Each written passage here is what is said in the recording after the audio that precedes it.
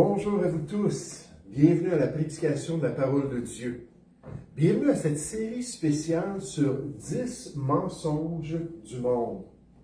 10 mensonges du monde, 10 erreurs propagées par le siècle présent.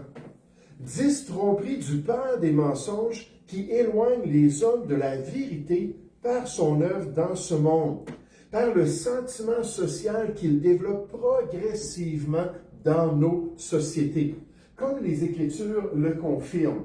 Dans Éphésiens chapitre 2, on nous dit « Vous étiez morts par vos offenses et par vos péchés, dans lesquels vous marchiez autrefois, c'est-à-dire avant Christ, avant votre nouvelle vie, lorsque vous n'étiez pas sauvés. Mais vous marchiez autrefois, on nous dit « selon le train de ce monde, de la société inconvertie qui nous entoure, selon le prince de la puissance de l'air, de l'esprit qui agit maintenant dans les fils de la rébellion. Il y a 2000 ans, il agissait. Aujourd'hui, il agit encore dans les cœurs des hommes autour de nous. Non, le monde n'a pas changé depuis. Il est toujours guidé par le Dieu de ce siècle. Les ténèbres, avec leurs mensonges, dirigent toujours la pensée et les valeurs du monde inconverti qui nous entoure. Le monde est tel qu'il est. Cet auteur nous dit aujourd'hui, parce qu'il est sous la domination de ce que les Écritures appellent le prince de la puissance de l'air. Le diable n'égare pas seulement les hommes par ses tentations grossières, mais principalement, donc le Dieu de ce siècle, veut nous égarer principalement par des idées, des philosophies et des systèmes de pensée qui excluent Dieu, qui mettent Dieu totalement à l'écart pour que les gens restent sur la voie large qui mène à la perdition d'après le docteur Martin Lloyd-Jones. C'est pour ça que les Écritures ordonnent aux chrétiens. On nous dit « prenez garde ». Donc ça, c'est un impératif. Prenez garde. Soyez sur vos gardes, ayez les yeux ouverts, soyez conscients de ces dangers-là. Prenez garde que personne ne fasse de vous sa proie, par la philosophie et par une vaine tromperie, s'appuyant bâti sur la tradition des hommes inconvertis, sur les principes élémentaires du monde qui est guidé par Satan et non sur Christ. Il faut être sur nos gardes. Il faut être conscient qu'il y a des idées autour de nous qui ne viennent pas de Dieu, qui s'opposent à la connaissance de Dieu, qui développent des forteresses contre une relation avec le Seigneur. C'est exactement l'objectif principal de notre série, de cet enseignement, pour nous aider à échapper aux tromperies du malin. Ce matin, le deuxième mensonge que nous voulons réfuter est que l'homme est fondamentalement bon. L'homme est fondamentalement bon. Que l'être humain est correct en lui-même. Qu'il est droit et juste dans sa conduite de tous les jours. Qu'on peut lui faire confiance qu'il va faire ce qui est bien envers les gens qu'il côtoie. Qu'il est tellement bon dans sa nature qu'on peut s'attendre à de bonnes choses de sa part. Si seulement on lui laisse la chance et la liberté de manifester sa bonté innée. Ça, c'est le message inlassable du siècle présent. On nous dit continuellement, l'homme est bon. Les enfants sont bons. Les adolescents sont bons. Les adultes sont bons. Il faut leur faire confiance dans leur nature et leur cœur. Ils veulent le bien. Le grand sceptique Jean-Jacques Rousseau enseignait toujours cela. Par exemple, il a dit « L'homme est naturellement bon. C'est la société qui le corrompt. Donc, son environnement, c'est son grand problème, mais pas sa nature. Parce qu'à l'intérieur de lui, là, ce qu'il a, c'est bon. Puis il faut juste laisser cette bonté-là paraître dans sa vie. L'être humain est bon. Le psychologue humaniste Carl Rogers confirmait que l'être humain possède au plus profond de lui-même une nature fondamentalement positive. On peut se confier en lui, on peut croire en lui, il est bon. Un autre psychologue influent qui a grandement affecté les pensées modernes de notre société s'appelait Abraham Maslow ou Maslow. Puis il affirmait: je crois que l'homme est fondamentalement bon et que si l'on lui donne la liberté de se développer, il manifestera naturellement ses qualités positives. Si seulement on prend soin de ses besoins, si seulement, ça c'est sa fameuse pyramide, on lui permet de s'extérioriser, on lui permet d'atteindre les grands objectifs de sa vie, on lui donne toute la liberté, ce qui va ressortir de sa vie, ça va toujours être des belles choses, parce qu'il est fondamentalement bon. En fait, Maslow est devenu célèbre en faisant cette promotion d'une vision optimiste de l'humanité, quant à la nature humaine et quant au potentiel humain sur son épanouissement et son développement personnel. Vous savez, je vous ai mentionné qu'en ce moment, je suis en train de lire, je pense à l'Ecclésiaste où Salomon dit, bon là, j'ai la sagesse de Dieu, là je vais aller voir la folie, puis je vais regarder la folie, puis je vais considérer la folie de tout ce qui se fait sous le soleil. Je suis un peu dans une phase comme ça en ce moment, je continue à lire des bons livres chrétiens, j'aime beaucoup la lecture, mais là je suis en train d'écouter des livres écrits par des gens, comme j'ai écouté 2 livres de Freud. Puis là, j'ai considéré l'interprétation des rêves de Freud, puis toutes les passions de l'homme, sa colère, puis tout le super-ego, puis toutes ces choses-là. Là, je suis comme un peu dans les ténèbres du siècle présent pour regarder qu'est-ce que les hommes ont à dire. J'ai regardé des généraux qui parlaient comment être un bon soldat. J'ai lu sur des hommes d'affaires comment avoir du succès. Je regarde toute la perspective de l'homme sans penser à Dieu. Puis ce qui me frappe, c'est que c'est toujours la même conclusion dans chacun des livres. C'est toujours la même chose. Même quand je suis allé voir là, celui qui a fondé l'Église de Satan en 1969, je pense. Là. Ah, c'est pas Crowley, mais un autre, un satanique. Puis même lui, je suis allé lire un de ses livres. Et à chaque fois, c'est toujours la même conclusion. On peut vraiment se développer. On peut devenir le meilleur, la meilleure personne, parce qu'on a tout le potentiel. Puis je ne dis pas de pas progresser, c'est pas une bonne chose d'être un meilleur patron au travail ou le meilleur employé, des choses comme ça. Mais c'est toujours la même chose. Il n'y a pas d'obstacle. Il n'y a pas de problème dans notre vie. Il n'y a pas de nature corrompue à l'intérieur de nous. Mais des gens comme Maslow ont répandu ça, puis ça infecte tout autour de nous. C'est vraiment l'idée centrale auquel les gens veulent s'attacher, que dans le fond, ils sont bons en eux-mêmes. La psychologie humaniste, popularisée par Abraham Maslow, a profondément influencé la culture moderne en enseignant que l'homme possède au fond de lui-même une nature essentiellement bonne, orientée vers la croissance et vers l'accomplissement personnel. Puis on voit cette perspective partout dans la société, dans les livres qu'on peut lire, dans les émissions qu'on peut écouter, aux nouvelles, à l'école. Les enfants sont bombardés avec ça continuellement. Ils n'ont pas de problème, les enfants. Ils sont bons. Ils sont bons en eux-mêmes, partout autour de nous. Et la question pour nous ce matin, c'est: est-ce vrai? Est-ce vrai? Est-ce biblique que l'homme est bon? Est-ce que c'est ce que le Seigneur a révélé dans sa parole concernant notre nature, concernant notre tendance personnelle? Est-ce que l'autorité suprême de notre vie nous dit cela dans les Écritures? Le théologien R.C. Sproul explique les enjeux d'une telle pensée sur l'homme. Il dit: l'idée que l'homme est fondamentalement bon est la plus grande illusion de notre époque. Si l'homme est bon par nature, alors il n'a pas besoin d'un sauveur, mais seulement d'un éducateur ou d'un exemple. Cette erreur communique un faux sentiment de sécurité et de justice propre. Elle ignore la réalité de notre rébellion contre Dieu.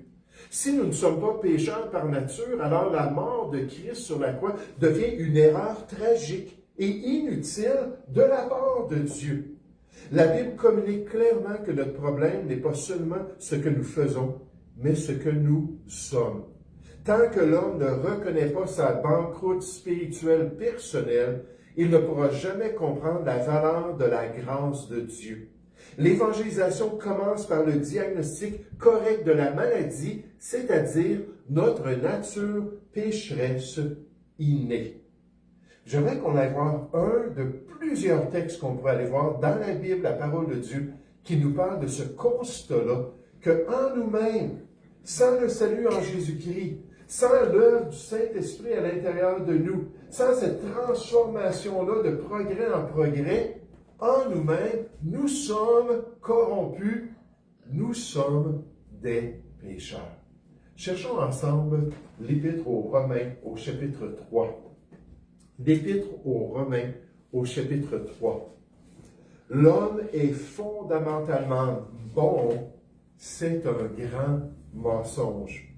Romains chapitre 3. Juste en passant, le refrain de toute la Bible, incluant l'Ancien Testament, c'est que l'être humain a un grand problème.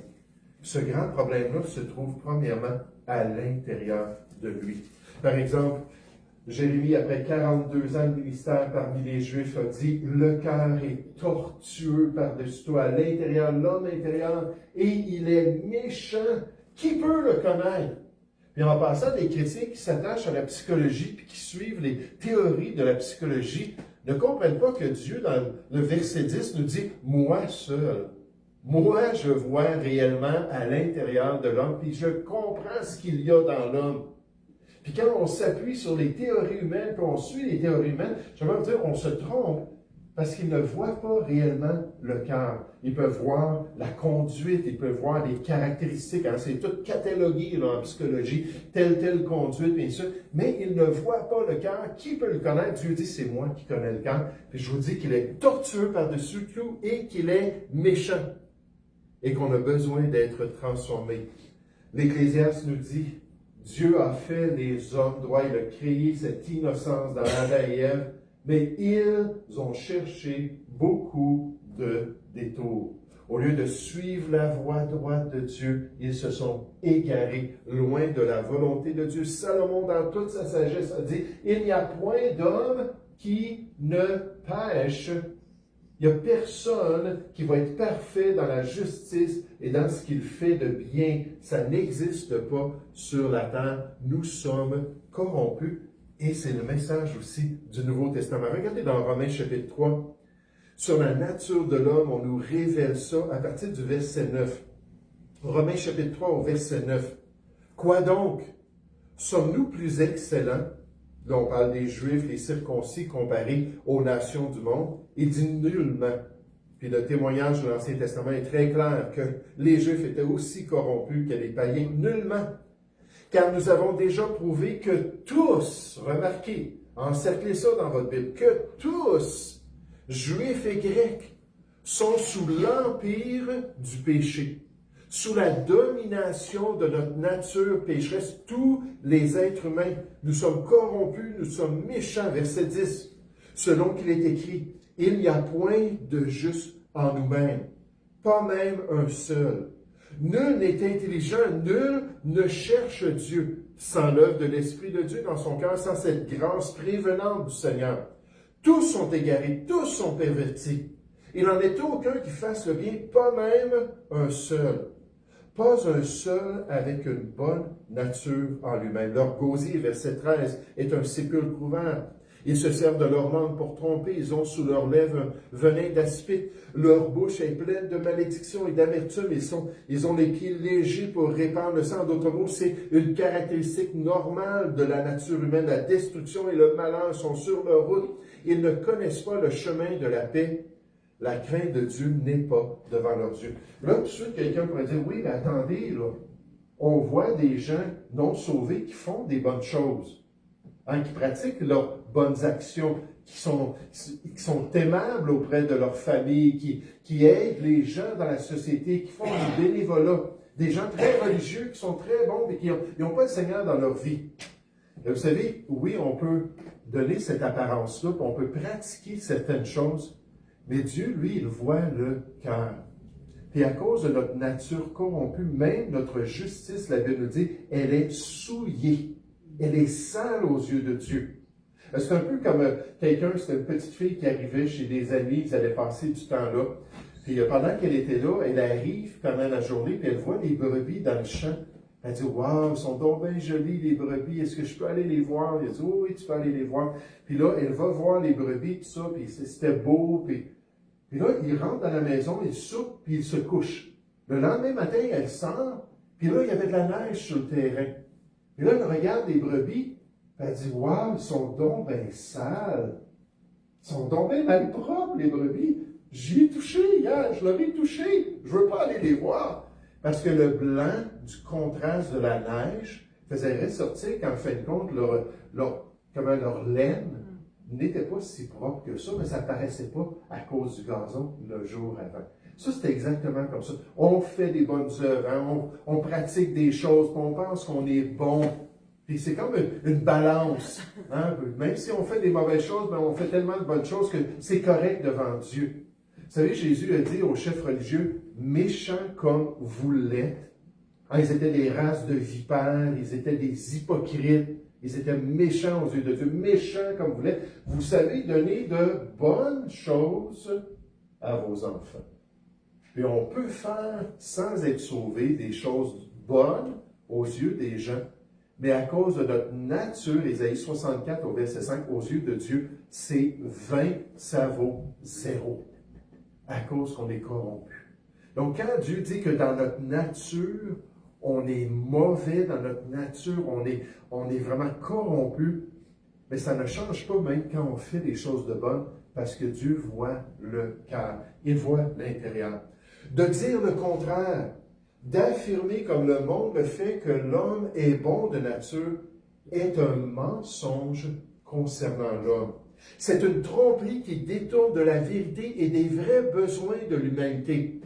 Les chrétiens ne peuvent accepter cela, ne peuvent se joindre aux œuvres infructueuses des ténèbres qui corrompent la vérité de Dieu. Ils doivent, au contraire, les condamner, la parole de Dieu nous dit.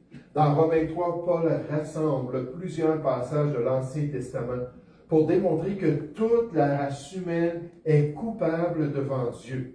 Le péché a infecté chaque partie de la personne, l'esprit, le cœur, la volonté, la bouche et les actions. Personne n'est juste par nature. Tous ont besoin du salut que Dieu offre en Jésus-Christ. Et à force de se faire dire, tu es bon, tu es correct, tu es à la bonne voie, tout ce que tu vas décider, décide de ce que tu as dans ton cœur, parce que après tout, là, ça va toujours être les bonnes décisions que tu vas prendre. En disant ça aux gens, on les désensibilise envers leurs besoins d'un sauveur, envers leurs besoins de l'œuvre de Jésus-Christ. C'est ça qui m'attriste quand je pense aux chrétiens. Des chrétiens qui n'ont aucun désir d'évangéliser. Des enfants de Dieu qui n'ont aucun désir de dire aux gens, tu es un pécheur, car tous ont péché, sont privés de la gloire de Dieu. Le salaire du péché, c'est la mort. Tu vas mourir un jour, non seulement physiquement, tu vas mourir aussi spirituellement. Puis tu vas être perdu pour toujours. Puis on voit ce zèle-là parce que, après tout, l'homme est bon. On vit dans une bonne société. Les gens travaillent, ils ont des familles, ils prennent soin des leurs. Puis tout est correct. Non, ils sont sur une voie large qui les mène à la perdition. Arrêtons d'être séduits par le siècle présent. Arrêtons d'être mentis par le monde qui nous entoure. L'Écriture déclare sans ambiguïté qu'il n'y a point de juste, pas même un seul. Toute doctrine qui affirme que l'homme est bon par nature contredit directement le témoignage de la parole de Dieu dans Romains 3, mais dans toutes sortes d'autres passages.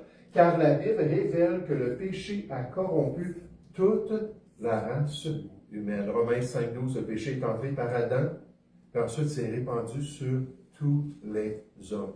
Car tous ont péché. Nous sommes tous corrompus dans notre nature.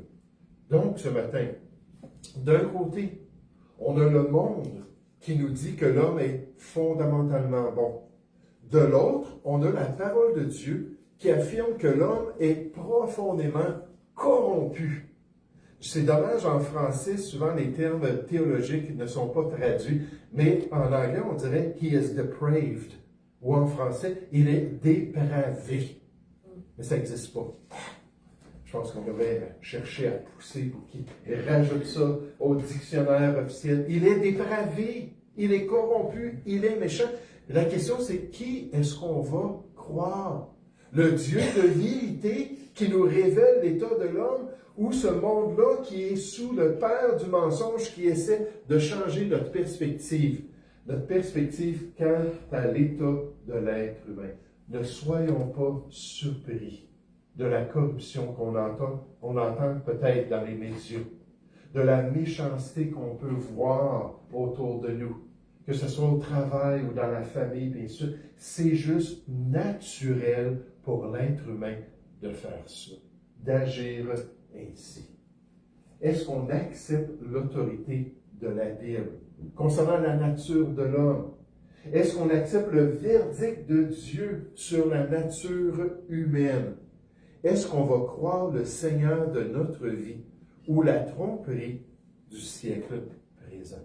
Vous savez, pratiquement, alors que je pense à cette réalité-là, je pense au message de l'Évangile, à la grande mission que Dieu a donnée à l'Église d'aller par tout le monde puis de prêcher la bonne nouvelle. Je pense à cette réalité-là qu'on a une bonne nouvelle à répandre autour de nous, mais si on accepte ce que le monde dit sur la nature humaine, est-ce qu'on va vraiment être prêt à le faire? Est-ce que ça va changer quelque chose dans notre message?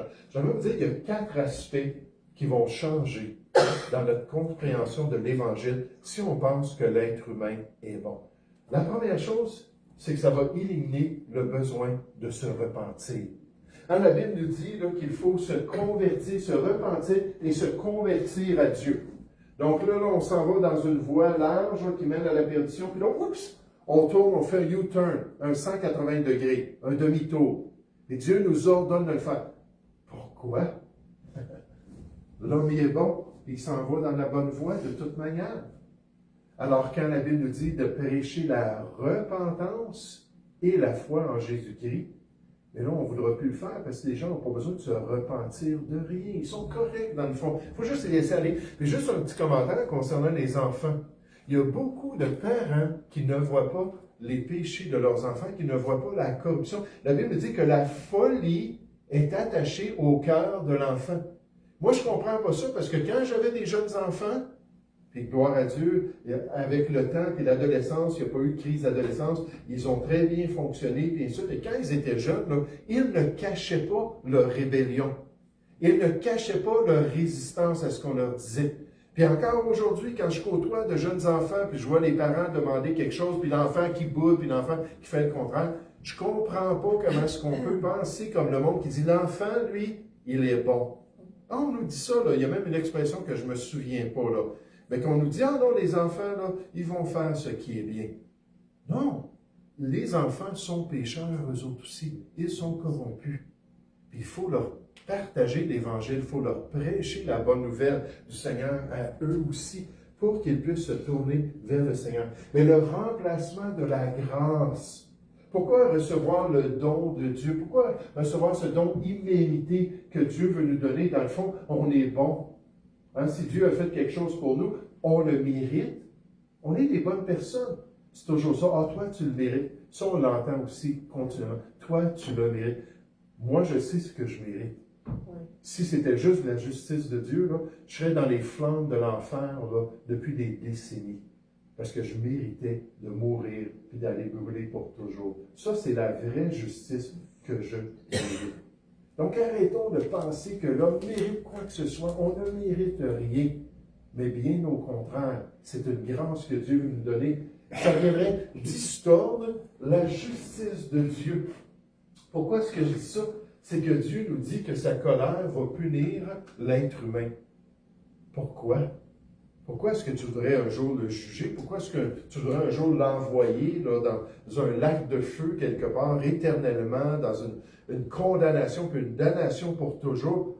L'être humain ne mérite pas ça. Il est bon en lui-même. Non, Dieu va juger nos péchés. Il va regarder notre état spirituel. Puis dernièrement, c'est une négation de la Seigneurie de Christ. On n'a pas besoin de Jésus-Christ. On n'a pas besoin d'un bon berger. On s'en va déjà dans la bonne voie. On est déjà dans la bonne bergerie. Et toutes ces choses-là sont remises en question dans le message qu'on donne.